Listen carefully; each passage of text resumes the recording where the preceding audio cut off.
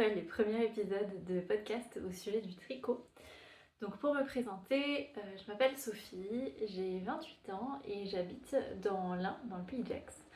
Et ça fait un moment, ça doit faire 2 ans et demi que je tricote, bientôt 3.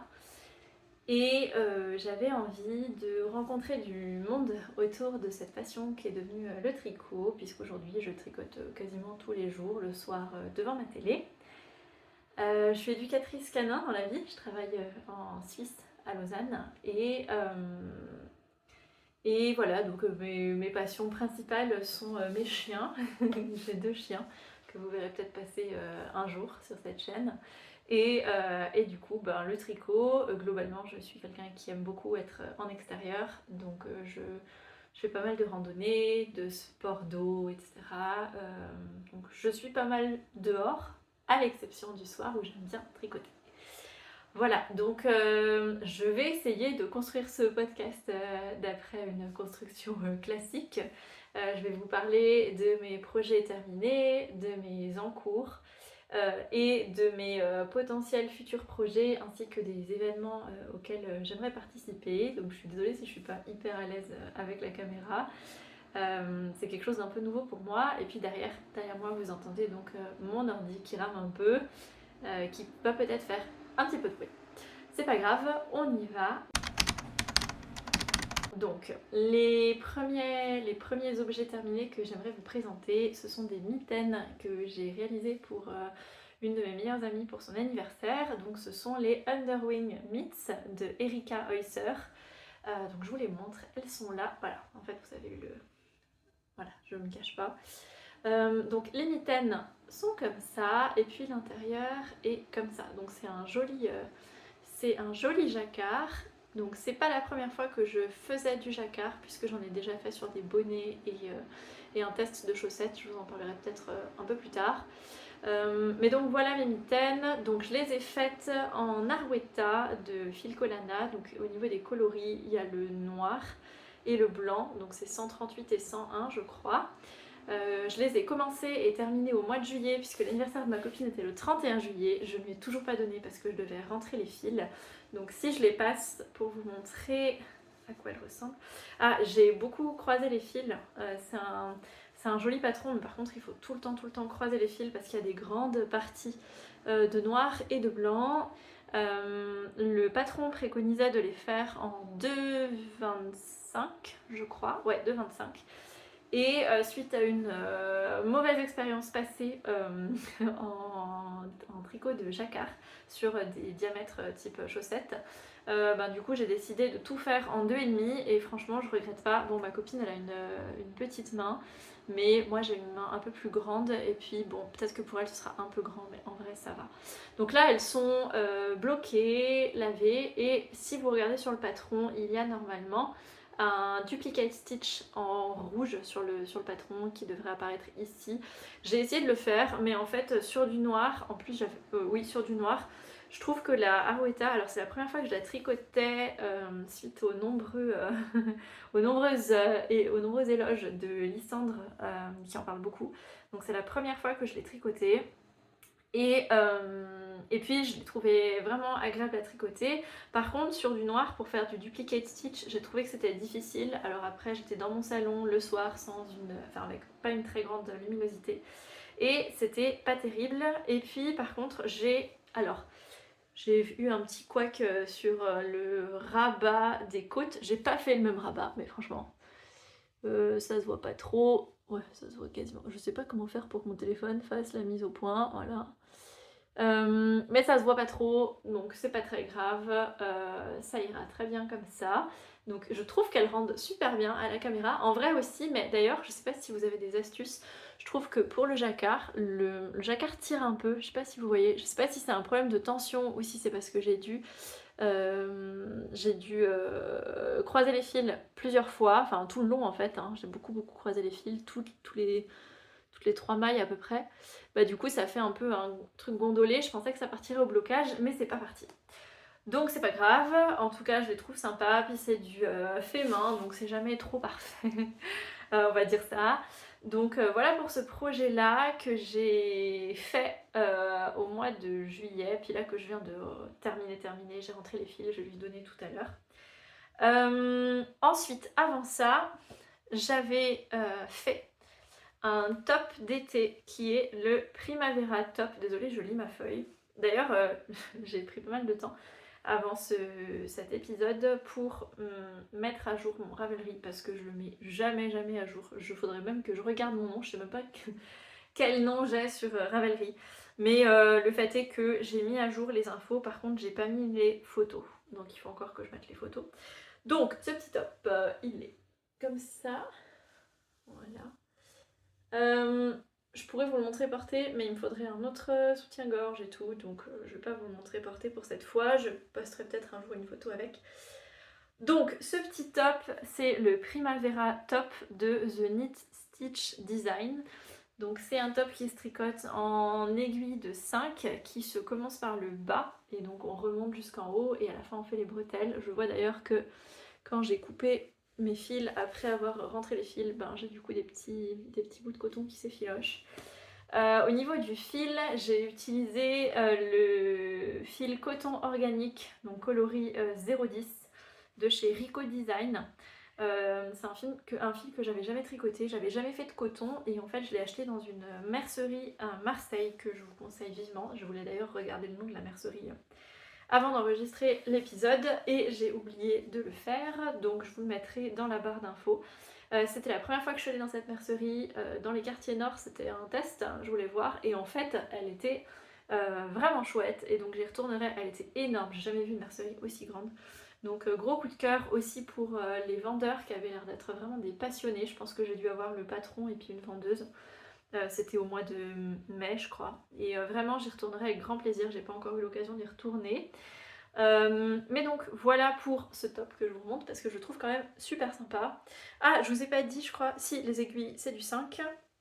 Je l'ai commencé et terminé en mai-juin, je l'ai bloqué, j'aime beaucoup la dentelle qui se retient assez bien et qui fait un super effet. Franchement j'adore ce patron, c'est pas exclu que je le refasse. Par contre j'ai un peu, je sais pas comment, c'est la première fois que je faisais un top d'été et du coup les bretelles ne sont pas nickel hein. Mais bon, c'était un premier essai. Voilà, que dire d'autre? C'est vraiment un patron que j'ai beaucoup aimé. J'ai pris beaucoup de plaisir à le faire. Je l'ai fait environ en... Je suis partie en vacances 2 semaines, donc je l'ai fait sur les 2 semaines de vacances. Et voilà, je l'ai trouvé super sympa. Ensuite, en prochain projet terminé, j'ai fait le gilet laurier de Stéphanie Maid qui existe en tuto sur sa chaîne YouTube. Donc en fait j'ai fait ce gilet là parce que par la suite j'aimerais beaucoup faire le Whitmore cardigan. Je vous en parlerai après parce que j'ai la laine et tout, je vous montrerai. Mais du coup, avant de me lancer dans le Whitmore cardigan, vu que j'avais jamais fait de gilet, j'ai eu envie de tester sur son patron, surtout que j'avais de la Drops Air dans mon stash que j'avais depuis longtemps parce que je voulais déjà faire un pull ou un gilet. En fait, petite anecdote, mais je pense que je le redirai peut-être au fur et à mesure des épisodes de podcast, mais je supporte très mal la laine sur la peau. Même le cachemire, donc depuis toujours en fait, ça m'a toujours beaucoup gratté. Et en fait, quand j'ai commencé le tricot, j'ai déjà été embêtée par cette problématique parce que ben, j'avais pas envie de mettre trop d'argent dans une laine, dans un fil, et qu'au final, à la fin du projet, je puisse pas le porter parce que ça me gratte. Et c'est pour ça que les tops d'été et tous ces petits trucs, ben, c'est super cool pour moi parce que je sais que je peux les mettre, mais sinon, ben, à chaque fois que je fais des projets, il faut que je m'assure que la laine ne pique pas, et franchement c'est pas facile de trouver de la laine qui pique pas, même si je trouve, depuis que je m'intéresse de plus en plus aux laines de teinturière, enfin teinturier d'ailleurs, etc., qu'il y a des laines qui ont l'air quand même assez douces. Alors même si ça fait 2 ans et quelques que je tricote, j'ai pas fait énormément de trucs pour moi à la base à cause de cette problématique, et puis au fur et à mesure j'essaye de tester des combos pour voir si je supporte ou pas. parce que même les fils très doux finissent par me gratter. Après si c'est une courte durée ça va, mais quand c'est trop long ou que j'ai chaud, ben c'est compliqué, ça me fait des plaques, etc. Donc je sais pas s'il y a d'autres personnes qui sont dans mon cas et qui adorent le tricot et qui ont des laines, des fils à recommander qui ne grattent pas. Franchement allez-y, parce que déjà j'ose jamais commander sur internet, j'essaye toujours de les toucher avant d'acheter parce que j'ai toujours peur que ça me gratte. Donc je reviens à mon histoire de gilet laurier. Donc j'ai fait mon gilet laurier. Lui par contre je peux vous le porter, je peux vous montrer le porter. Alors je vous le montre et après je parle.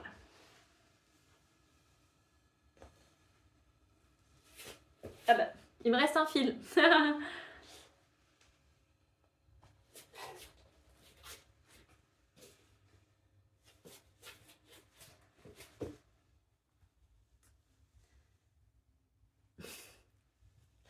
Donc je vais l'enlever parce que j'ai pas froid. Donc ce petit gilet laurier, tac, je vais m'installer quand même. Donc ce gilet laurier, je l'ai fait en Drops R, coloris 1, ouais, coloris 1.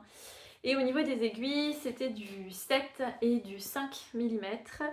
D'ailleurs, en préparant cet épisode, j'ai réalisé que j'ai acheté mes boutons, mais je les ai jamais cousus. Donc il va falloir que je les mette. Et aussi, j'ai oublié de rentrer un fil parce qu'en fait, je l'ai emmené en vacances.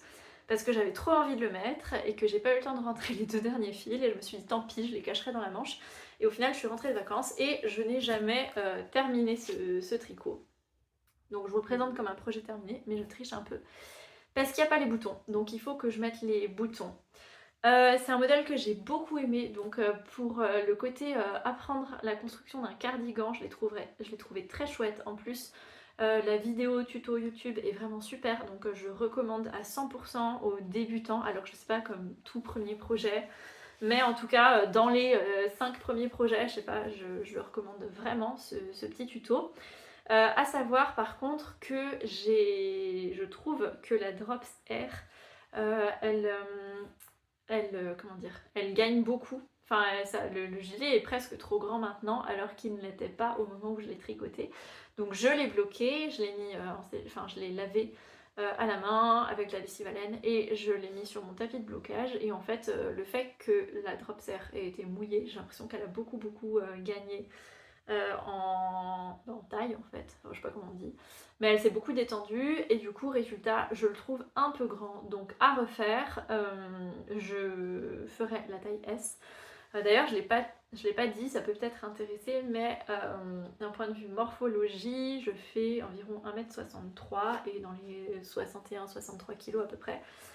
Donc je suis pas fine, en général je prends du M et puis là du coup bah, j'ai fait du M et en fait bah, ça a beaucoup gagné au blocage et donc c'est un peu grand, mais c'est pas grave, il est doudou, il touche pas trop la peau, c'est aussi pour ça que j'ai choisi ce modèle.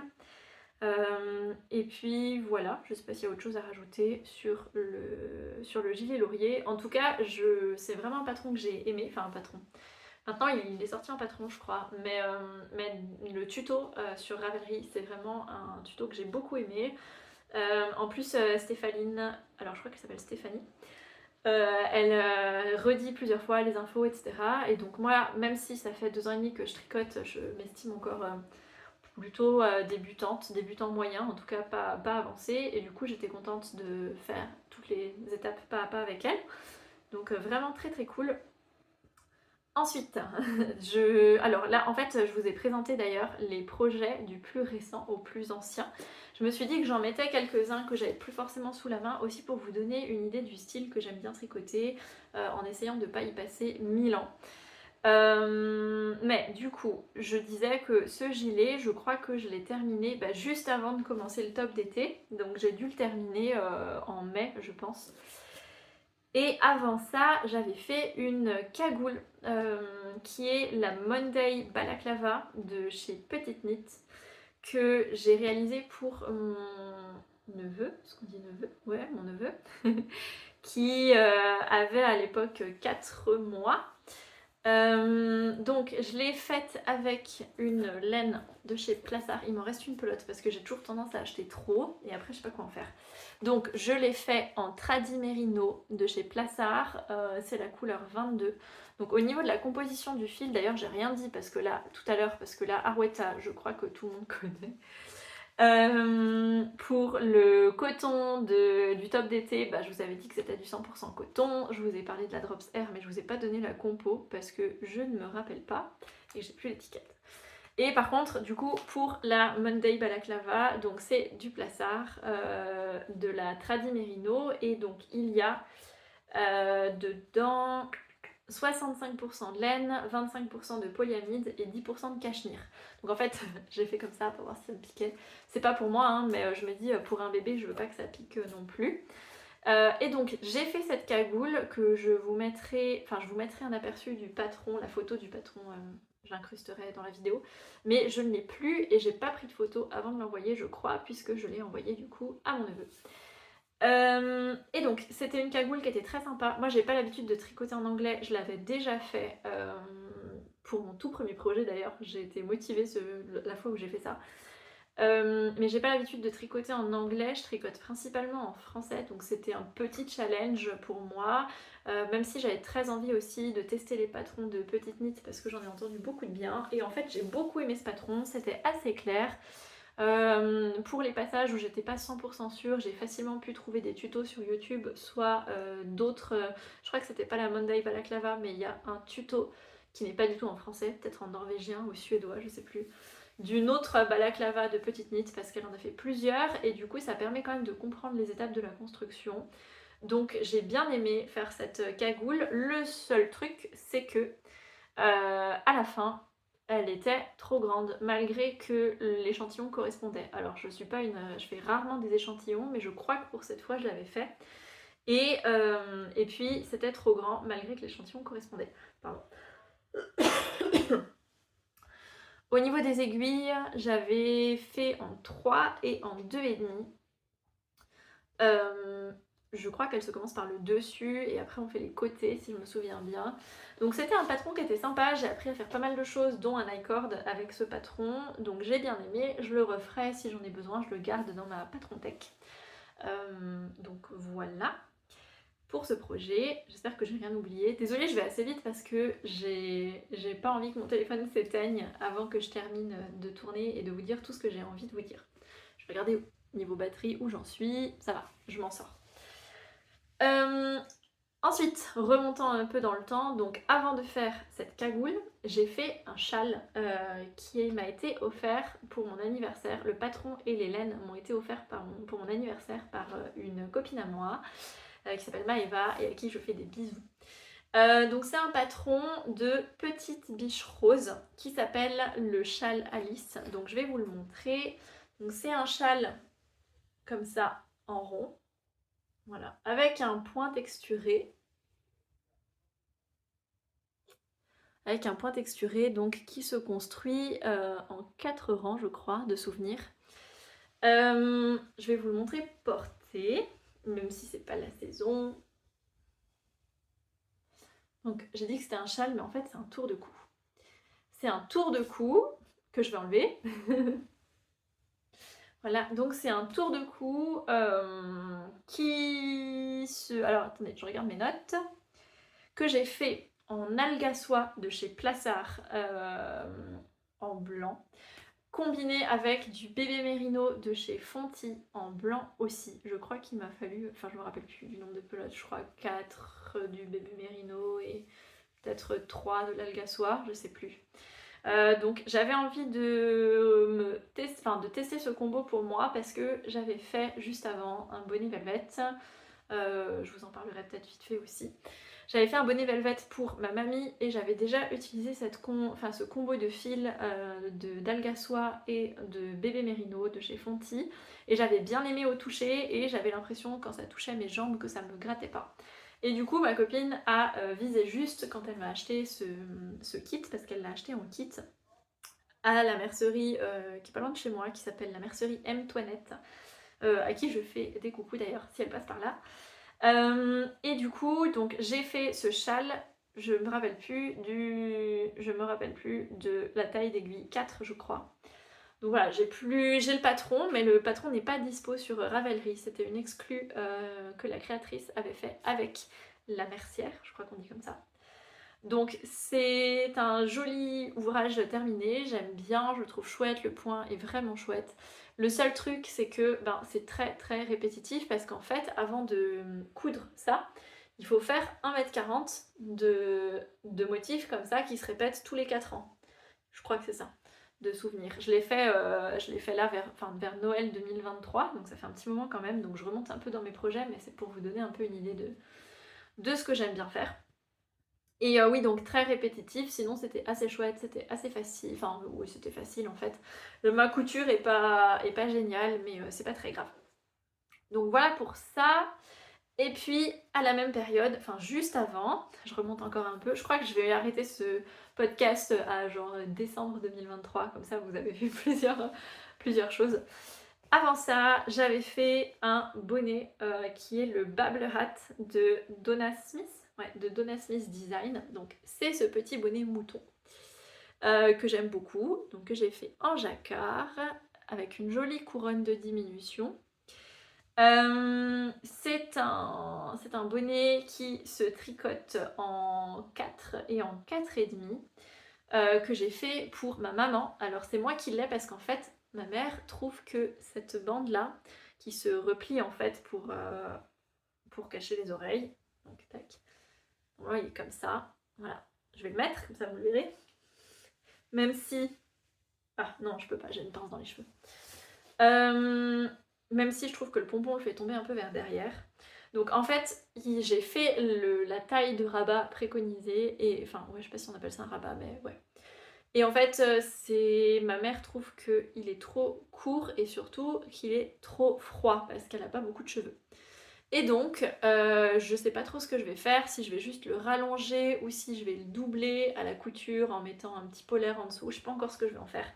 Mais du coup, je vais le modifier avant de lui redonner. Donc c'est un bonnet que j'ai beaucoup aimé faire, il était très sympa, j'ai beaucoup aimé le patron, je le referai avec plaisir, même s'il est un peu spécial. Et pour le fil, il me semble, parce que c'est pas, enfin il y a 8 mois encore, je notais pas forcément le fil que j'utilisais, et c'est dommage parce que du coup j'ai du mal à retracer.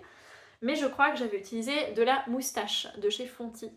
Donc il y avait du blanc, du noir, du bleu ciel et du jaune. Donc vous retrouverez le détail, je crois que j'ai retrouvé les couleurs et que je les ai mises sur mon Ravelry. Donc si jamais vous les cherchez, vous les trouverez sur Ravelry. En tout cas, c'est un projet que j'ai trouvé super sympa, que j'ai vraiment beaucoup aimé. Voilà, je crois que j'aime bien le jacquard en fait. C'est juste que j'ose pas me faire de pull en jacquard ou quoi, parce que pour le moment j'ai un peu peur que la laine me pique. Donc je suis toujours à la recherche de combos qui vont bien. Donc voilà. Et puis, encore avant ça, toujours pour Noël 2023, j'avais fait un bonnet velvet en mohair édition de chez Loli Lafay. C'est pas la première fois que je fais ce patron, je l'avais déjà fait il y a bien longtemps, c'était un de mes premiers patrons, que j'avais fait pour ma belle-mère à l'époque, et là je l'ai fait pour ma mamie en édition mohair, donc le patron change un peu. Je n'ai pas du tout noté les détails, bah super, je vous en parle, mais en fait j'ai rien noté. C'est un point de cœur, je vous mettrai la photo de mon projet, je crois que je l'ai pris en photo quand il était terminé. Donc je vous le montrerai en photo. Et puis j'ai utilisé exactement le même combo de fil que pour le tour de cou Alice, puisque c'était de l'alga soie de chez Plassard avec de la bébé mérino de chez Fonty en blanc, exactement la même chose. Et c'est là que je me suis rendu compte que j'aimais beaucoup ce patron, mais par contre, quand j'ai bloqué le bonnet velvet, avec du coup ce combo de laine, j'ai trouvé qu'il avait beaucoup grandi aussi. Alors je sais pas s'il y a que à moi que ça fait ça. Dites-moi dans les commentaires si vous aussi, quand vous bloquez un ouvrage, après vous trouvez qu'il grandit en fait, qu'il devient trop grand. Et comment est-ce qu'on peut pallier à ça? Est-ce que c'est une question de lessive que j'utilise? Est-ce que... Ouais, je me pose la question. Globalement, je tricote pas serré, au contraire, je tricote normalement, voire un peu lâche, je dirais plutôt normal, mais pas serré en tout cas. Et du coup voilà, je suis souvent visiblement confrontée à ce genre de problème. Donc voilà pour les projets terminés. Donc là je me suis arrêtée du coup à décembre 2023. Ça vous donnera une petite idée. J'ai fait d'autres choses avant, mais voilà les derniers trucs que j'ai faits. Et puis là je voudrais vous parler de mes projets en cours parce que j'ai des choses à dire. Alors j'ai un peu des fourmis dans les pieds. Ah, je vais étendre les jambes. Je vais les récupérer. Hop. D'ailleurs je pense que je ferai pas trop de montage pour ces épisodes de podcast. Je sais faire du montage, mais j'ai envie que ça reste un plaisir et de pas passer trop de temps à faire ça pour pas me décourager parce que c'est un truc que j'ai vraiment envie de faire et j'ai pas envie voilà, de me mettre le truc de me dire ah bah il faut que ce soit monté, que ce soit parfait, etc. Donc, les encours actuels. Donc il y a le top Bellice de chez Atelier Émilie. Est-ce que je peux vous montrer? Attendez. Je vais essayer de vous trouver une photo. Sans vous montrer l'entièreté du patron. En plus, mon imprimante est pas terrible. Donc je vais vous montrer la photo de couverture. Désolée pour les bruits. Donc la photo de couverture du top Bellice. Donc moi, enfin, il existe en plusieurs versions. Il y a une version avec les manches aussi. Qu'on peut voir dans le patron. Qui est un patron payant d'ailleurs, je n'ai pas précisé. Donc, il y a une version avec des manches aussi. Mais moi, j'ai décidé de faire la version sans bretelles. Et surtout, il y a plusieurs bas de finition possibles. Il y a une finition en côte et une finition en dent de chat. Et moi, j'ai choisi de faire la finition en dent de chat. Donc en gros, ça donne ça. Ça fait des petites vaguelettes là en bas. Je sais pas si on appelle ça dent de chat, mais on va dire que oui. Et du coup, j'ai choisi de faire cette finition-là. Donc, c'est un top qui se construit de bas en haut. Je vais vous montrer à quoi ressemble le mien en l'état actuel des choses. Donc, moi, j'ai décidé de le faire en 3 couleurs et j'ai utilisé le fil artisan de chez Fil d'Art. Donc, en fait, j'ai mis plein de marqueurs là pour repérer mes débuts de motifs. D'ailleurs, il y a une coquille là. Ouais, ça se voit pas trop. Il y a une coquille là sur tout le rang. Enfin, sur 3-4 ans même, j'ai fait une mauvaise manip, mais j'avais pas envie de démonter, puis ça se voit pas beaucoup. Donc du coup, j'ai laissé. Au niveau des couleurs, donc j'ai utilisé le fil artisan de chez Fil d'Art et j'ai utilisé 3 couleurs qui sont le terracotta, le soleil et l'ivoire. Et en fait, j'aime pas trop ce tricot. Je pense que c'est dû à une mauvaise combinaison du fil et des aiguilles en métal. Moi, en fait, je tricote tout le temps avec des aiguilles en métal, des Knit Pro. Moi, je crois que c'était Knit Pro. Les aiguilles interchangeables. Et en fait, ce fil qui est en viscose et lin, donc il y a 70% de viscose et 30% de lin, ben, je trouve que ça glisse pas bien sur ces aiguilles, malgré que ce soit des aiguilles en métal. Alors je me dis sur des aiguilles en bois, ça doit être encore plus compliqué. Et même si je tricote pas serré, je sais pas, je trouve... je suis pas fan en fait du combo, mais je pense que je vais... Enfin, j'ai hésité à le démonter, je sais pas. Parce que je suis pas fan. Et le patron en soi, alors j'en suis qu'au début, hein, parce que là j'ai fait, je sais pas, même pas 10 cm. Le patron en soi, ben en fait il y a une nuance sur le diagramme que je peux pas trop vous montrer, mais en gros il y a un truc qui me perturbe à chaque fois, c'est genre maille endroit sur endroit, maille endroit sur endroit, maille envers sur envers, un truc comme ça, et ça à chaque fois, vu que je suis à moitié attentive, je me trompe et donc ça fait des erreurs. Et donc c'est pas terrible. Au niveau des aiguilles, j'ai utilisé des aiguilles de 3 et de 3,5 pour le moment, je crois. Je l'ai commencé au mois de juillet et honnêtement, je sais pas si je vais le terminer, si je vais le mettre de côté. J'ai vu que le patron était très bien noté. Du coup, moi, j'ai pas eu l'occasion de voir plus loin pour le moment. Pour le moment, je suis pas ultra fan, mais je suis 90% sûre que c'est à cause du fil, en fait. Peut-être que je devrais garder ce fil-là pour du macramé ou pour faire autre chose. Je sais pas, je suis pas convaincue. Donc voilà. Et donc le prochain projet, il s'agit d'un châle, donc il s'agit du châle Bird of a Feather de Drea René Nitz. Je vais vous montrer la photo qui apparaît sur le patron. Donc c'est un patron qui est payant que j'ai trouvé sur Ravelry. Sachant que je trouve que les projets des autres tricoteurs sont magnifiques. Vous pouvez aller voir dans la liste des projets, enfin des personnes qui ont réalisé ce patron. Il y a des versions toutes plus jolies les unes que les autres. Donc c'est un châle que je tricote en Vivienne de chez Césia. Alors la Vivienne, du coup je me mets le doute toute seule en parlant. Qu'est-ce que c'est la Vivienne? Je l'ai ici. Je crois que c'est mohair et soie. Ouais. 70% de mohair et 30% de soie. Donc c'est la couleur 80 pour le mohair. Et après le fil de fingering que j'ai utilisé, c'est celui-ci que je trouve trop beau. Donc j'ai pris, je vous ai pas du tout parlé de quantité, désolée pour cette erreur de débutante. Je vous ai pas du tout parlé de quantité, donc là je suis sur un écheveau de Sakuna Troca en super sock, je crois. Ouais, qui est en 100% mérino super wash. Et ça c'est le coloris Witches Dancing qui est juste trop canon. Donc je vous ai toujours pas montré le châle en question. Donc le châle est comme ça, je le trouve trop canon. J'adore. Donc une pointe en bas, il y a une comment dire j'ai du fil partout. Il y a une arête centrale là au milieu, il y a de la dentelle ici, donc là pour le moment elle est toute ratatinée parce que c'est pas du tout bloqué, mais il y a de la dentelle. Je vais essayer de vous montrer. Ouais, bon, on voit pas grand chose. Voilà, après il y a du point mousse, et là j'en suis à une autre section de dentelle. Donc là, j'arrive à peu près au moment où le châle est à son maximum de largeur. Il va rester à peu près, enfin cette largeur pendant un moment, et après ça va rediminuer et refinir en pointe. Donc c'est un châle que je trouve trop beau, que je ne tricote pas pour moi, mais je ne dirais pas pour qui il est. Et plusieurs fois je me suis dit, je vais le garder pour moi, il est trop beau. Non mais je vais l'offrir, ça va, je vais l'offrir, mais je le trouve trop canon.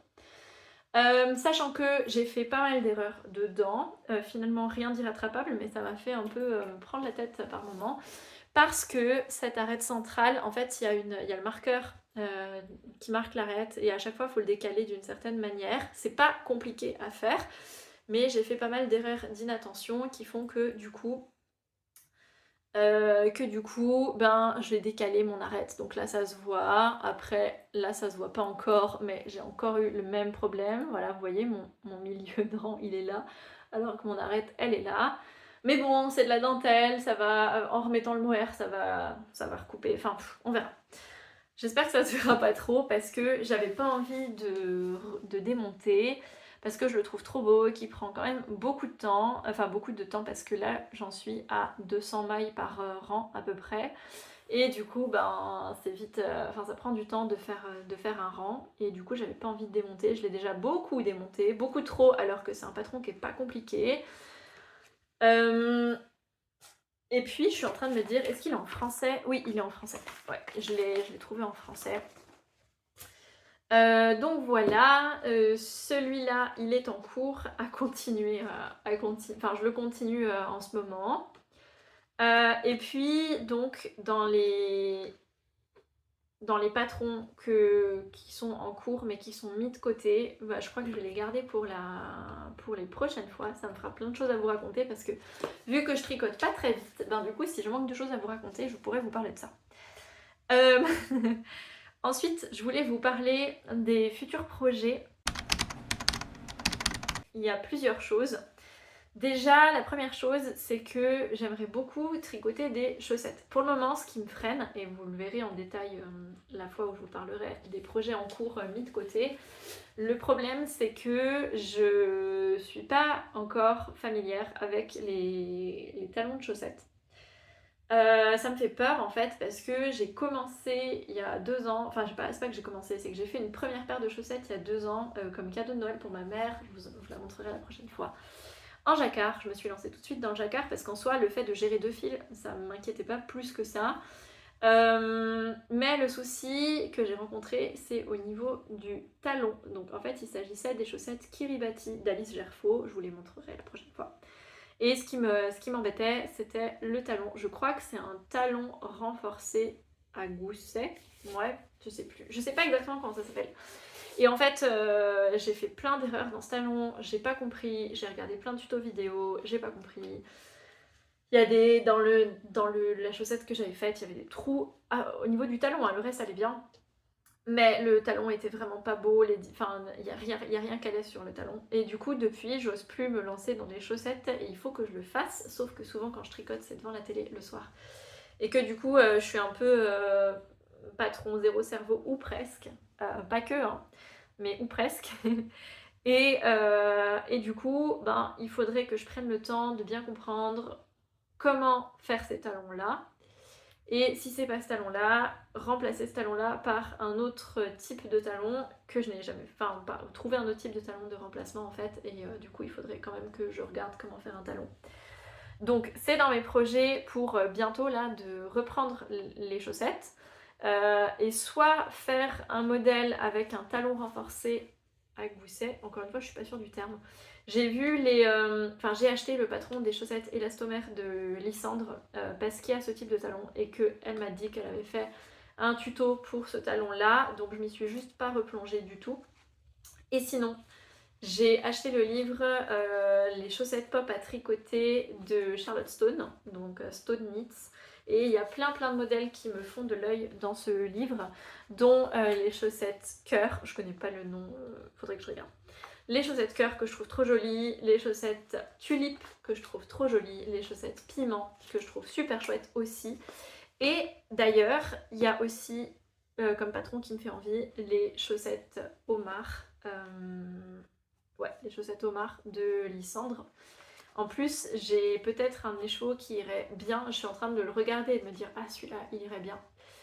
Le truc, c'est que j'allais vous montrer mon écheveau et en fait, j'ai enlevé l'étiquette quand je l'ai bobiné. Je vais quand même vous le chercher, mais j'ai pas la couleur exacte. Ah si, je sais, je vais vous le chercher.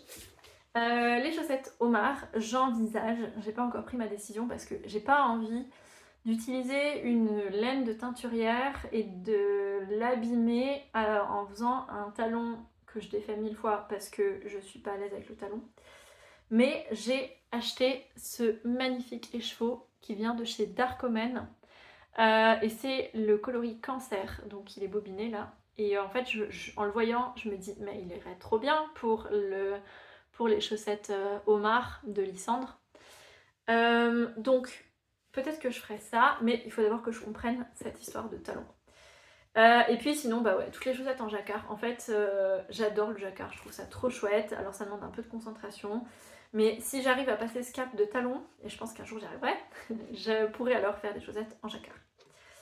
Ensuite, un autre futur projet, c'est le Whitmore Cardigan 2. J'ai pas noté. Je vous mettrai dans la barre d'infos de qui est le Whitmore Cardigan. Parce que j'ai pas le patron sous les yeux non plus, je voulais juste vous montrer mes laines. Donc pour ce Whitmore Cardigan, j'ai décidé de commander sur Calidou de la Drops Nord. Donc oui, c'est de la... Ah non, c'est de la Flora, je dis n'importe quoi. J'ai commandé de la Drops Flora, donc coloris 30. En fait, je voulais faire un espèce de rose de pêche. Et du coup, j'ai trouvé donc de la Kid Silk et de la Flora que je voulais essayer d'associer. Sachant que, comme je vous disais, normalement je touche toujours les laines et là c'est l'exception parce que je les ai pas vues en magasin, la Flora et la Kid Silk. Et donc j'ai décidé de les commander pour essayer et voir si ça me gratte ou pas et je pense que ça va me gratter. On verra. Donc j'aimerais faire le Whitmore Cardigan, mais il me fait un peu peur. Et c'est pour ça que j'avais fait le gilet laurier d'abord pour comprendre en fait les... Alors je pense qu'il y a plusieurs types de construction, mais comprendre en gros comment ça fonctionne un cardigan. Et du coup, il est un peu complexe le patron du Whitmore. J'ai pour le moment pas eu le courage de me lancer dedans alors que j'ai tout ce qu'il faut. J'ai le patron, j'ai les fils, j'ai les aiguilles. Il faut pas mal de tailles d'aiguilles différentes, etc. Donc j'ai tout commandé, ce qu'il me fallait, mais il faut que je m'y mette. Donc je pense que ça fera partie de mes projets d'automne. Et sinon, j'ai prévu encore de faire pour mon neveu, encore une fois, le Seaside Sweater du Seaside Set de Petite Knit. Donc je vous mettrai une photo. C'est c'est un petit pull en marinière. Je me rappelle même plus en quel type de fil il est, quelle composition, qu'est-ce que je vais prendre, je sais pas, j'ai pas encore cherché, mais ça fait partie de ma to-do list en tricot en ce moment. D'ailleurs, je sais plus si je vous ai dit, mais je fais aussi de la couture, mais j'ai choisi de pas... Enfin, je savais pas combien de temps ça allait me prendre de tourner cet épisode, et du coup, je voulais pas surcharger en mettant des infos de couture dans ce tricot, enfin dans cet épisode. Peut-être que par la suite je vous parlerai aussi de couture. J'en fais moins que le tricot, j'en fais une fois de temps en temps, je prends des cours de couture et du coup j'avance mes projets pendant mes cours de couture, mais voilà, je vous en parlerai peut-être un peu plus tard. Et puis, dernière chose dont je voulais vous parler, donc je voulais vous parler des choses qui me réjouissent en ce moment, des événements que j'attends par rapport au tricot. Donc le premier événement, ben, c'est le Knit It qui aura lieu en octobre. J'ai trop hâte d'y aller. Déjà l'année dernière, ça m'avait fait envie. Et en fait, ben, déjà, j'ai personne avec qui y aller parce que dans mon entourage proche, j'ai pas de copines qui tricotent ou voilà. Et donc là, j'ai décidé de proposer à ma mère. On verra si au final elle vient avec moi, si elle vient avec moi ou pas. Mais j'ai pris une place pour moi et une place pour ma mère. Et donc je vais... je sais plus quel jour je vais y aller. Mais je me réjouis trop d'y aller. En plus, ça fait un moment que j'ai trop envie d'acheter de jolis écheveaux. Notamment chez Bulbe Bizarre. J'avais commandé d'ailleurs je sais plus, après Noël, là il y avait eu les mini trucs à New York. Et ils sont juste trop canons. Je les ai pas encore utilisés, aucun d'ailleurs. J'en ai encore utilisé aucun. Parce que je veux leur réserver The Projet. Et voilà, donc pour le moment ils sont en attente, mais j'ai trop hâte de les tricoter. Et du coup, bah, j'ai très envie d'aller d'aller au Knit It, donc ça me réjouit vraiment. Et deuxième chose, il y a mon chéri qui m'a offert les calendriers de l'avant et de l'après de chez Bulbe Bizarre. À la base, c'est un jour où je travaillais. Et je lui ai demandé de rester connectée au moment de la sortie des calendriers, je crois que c'était à 10 h, un truc comme ça. Et du coup, je lui avais demandé de rester connectée pour commander le calendrier de l'avant au moment où il rentrerait dans le stock. Et en fait, il a fait son boulot très bien. Et comme il savait plus s'il devait prendre le calendrier de l'avant ou celui de l'après, et qu'il a vu que c'était deux choses différentes, bah du coup, il m'a commandé les deux et il m'a dit que ça fera mon cadeau d'anniversaire et ou de Noël, puisque je suis née au mois de décembre. Et du coup, j'ai trop hâte de les recevoir. J'aime beaucoup le côté surprise. Alors le moodboard me plaisait énormément et du coup j'ai trop hâte de voir ce qu'il va y avoir dans ces calendriers. Et puis sinon rien de rien de spécial. Sinon j'ai mis à jour mon Ravelry. Il faut que je mette les photos absolument. Je l'ai préparé exprès pour cet épisode de podcast parce que jusque là je l'utilisais pas du tout comme un endroit où je stockais en fait les infos sur ce que je faisais. D'ailleurs, j'ai pas de carnet de tricot, enfin je fais vraiment un peu les choses n'importe comment, je perds mes étiquettes pour le moment, mais je me dis aussi que de faire ces podcasts, ça va me motiver à être un peu plus sérieuse sur tout ça et à noter un peu mieux ce que je fais. Donc voilà, je crois que je vous ai tout dit. Pour la suite, je pense que je viendrai... Alors pour le moment, je ne me mets pas du tout de fréquence en tête. Je pense que je viendrai quand j'aurai des choses à vous montrer, tout simplement. Et puis, ben... Qu'est-ce que je voulais dire ? Je sais plus. Ouais, j'ai pas de fréquence particulière en tête. J'ai pas envie de me mettre la pression par rapport à ça. J'ai juste envie de venir vous montrer ce que j'ai fait quand j'ai des choses à vous montrer. Peut-être que par la suite, si j'arrive à être régulière, je définirai une fréquence un peu plus un peu plus précise, comme genre une fois par mois ou un truc comme ça. D'ailleurs, une fois par mois, ça me semble pas mal, mais pour le moment, ça dépend. Il y a des mois où je tricote beaucoup, il y a des mois où je fais rien. Donc, je reviendrai quand je reviendrai. En tout cas, bah, j'espère que ce premier épisode vous a plu. Moi, je suis super contente d'avoir enfin pris le temps pendant ces vacances de tourner cet épisode. J'espère que ça vous plaira. Si vous êtes dans mon coin, si vous êtes dans le pays de Gex, et que vous cherchez des copines de tricot, etc. En fait, j'ai essayé de trouver des événements autour de chez moi.